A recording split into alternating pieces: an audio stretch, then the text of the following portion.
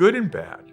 I had been raised in a very black and white um, mentality, sensibility of this was what was right and this was what was wrong. And I soon found out that human beings carry secrets and sometimes secret lives. And at a very young age, that was my experience with my father and being exposed to his secret life. Now, he had the 9 to 5, drove a bus, he had the same job for 35 years. But at the nighttime, he worked for someone in the underground and did other things. And so at a very young age, I understood that there was the life that you were supposed to live, and then there were the things that you did in order to have the life that you wanted. And so from a very young age, I was told to behave a certain way in society, and then there's how you really are. And looking back on it now, it had a profound impact because when I worked in public service, I was always looking for what was right, what was wrong, what do I need to do to fix it, what do I need to do to protect people, and drawing in absolutes. And I realized very quickly that life is not that way, that there aren't good people or bad people, there aren't good or bad feelings for that matter, there are just people, feelings and experiences. And any one of us placed in the right circumstance or the wrong circumstance, we could pretty much predict some of the outcomes.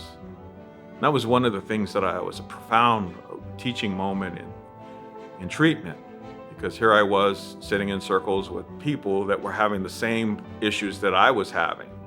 And it really forced me to dismantle some of the beliefs that I was holding about the world and myself. Like, I knew how to hold secrets.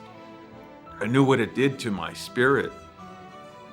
Like when people would thank me, I almost felt hollow because I couldn't really let what they were trying to give me in because I didn't feel worthy of it because of the secrets that I held on to. And that was just a horrible, empty feeling to have. It was part of the fuel for me to anesthetize it because I was conflicted.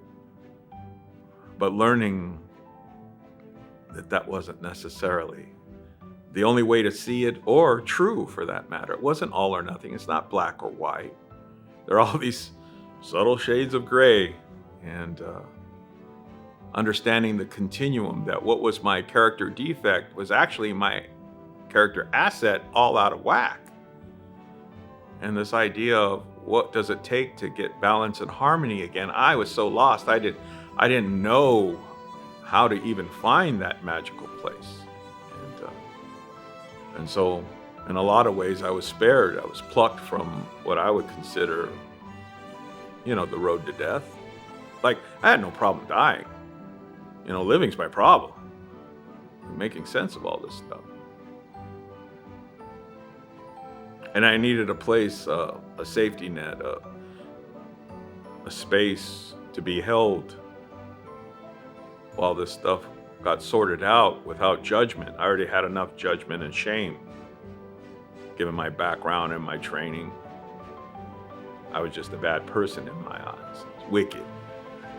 And so having a space where that judgment didn't exist, with support and boundaries and healthy perspectives were shared. I was like, oh, this is what healthy family might feel like.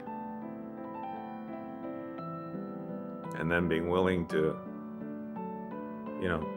take that risk.